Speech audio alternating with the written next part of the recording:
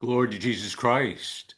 Welcome back to another episode of City of Desert. And once again, we are picking up with our reading of the first volume of the Philokalia, and in particular, our reading of Evagrius of Pontus, his writings on asceticism and stillness.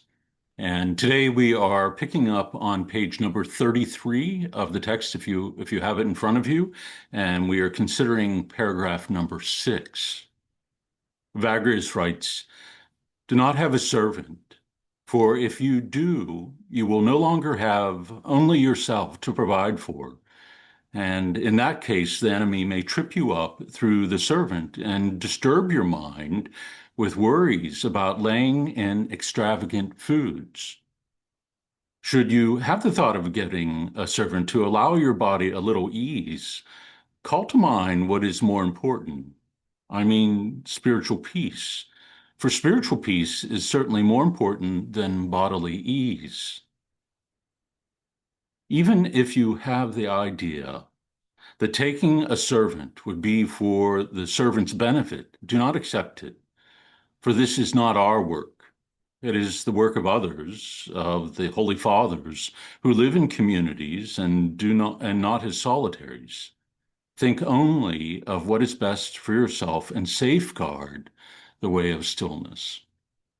So it's clear that Evagrius in particular is addressing those who are anchorites, those who've embraced the life of radical solitude, who are not Cenobites, who are not living in community. And so the thought he warns against in this little paragraph is the idea of taking a servant that would allow the anchorite to focus only on the life of prayer, only on his spiritual exercises, and not have to tend to himself, whether it is fetching water or food or whatever it might be.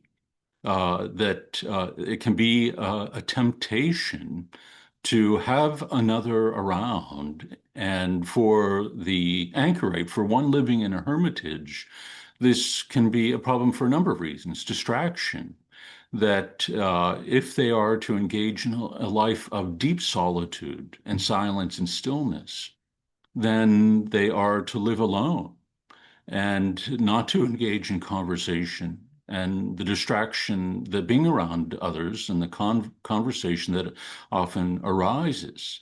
And so Evagrius is saying, don't take this path. This is not our path to take, and do not take it with the thought that it will somehow make your life easier to have somebody around tending to your physical needs. That this, again, is only going to open the door for the temptation then of anxiety over providing for the need of an extra person, of laying in more extravagant goods in order to provide for the physical needs of the other. And so one might think about providing for them in a greater way than what the ascetic in his fasting would typically provide for himself. And so it provides a danger on multiple levels. And it adds to the worries and the distractions that might go through the ascetic's mind, the solitary's mind. He says quite simply that we are not to think that this is to provide for the benefit of another. That is, that we are providing work, labor for another by allowing them to tend to our needs, that it would make our life easier, it would bring ease to our life. And again, Evagrius tells the solitaries this is a temptation to think so, that we are to provide for ourselves or to rely upon those who've given their life over to exactly this, who are monks, that is, who are monks living in communities, and so engaging in more physical labor, agricultural work, and then so able to provide the food necessary for those solitaries that are engaged in the life of constant prayer. And so it is these subtle temptations that can come to a solitary's mind to move away from the fundamental nature of the vocation that they've embraced. Now, this might seem a little bit abstract to us in the sense of having servants, and perhaps none of us have ever had a servant or somebody working for us in that regard. But I think what Evagrius is teaching in a broader sense is helpful for us all. Again, in living a life of simplicity, that we live modestly, that we care for our basic needs, and we provide out of our abundance for others who might be struggling.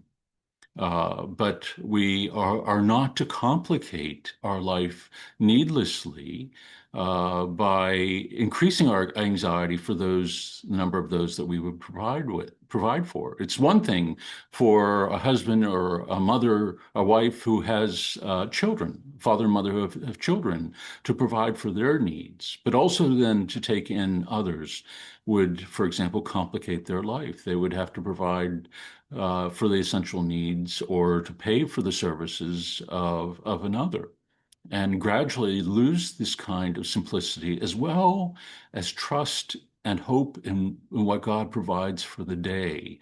What we talked about last time, that whether it's for the next day, the next week, or the next month, we are to be focused upon seeking first the kingdom and its righteousness above all things, and not to be anxious about the welfare of our body, our bodily needs. And so let us pray once again today for the gift of humility, but especially for hope in the promises of God. And that hope would bear the fruit of simplicity and trust from moment to moment in God, but also allow us to focus upon the things that endure, the things of the kingdom. Thank you, and God bless you, and have a wonderful day.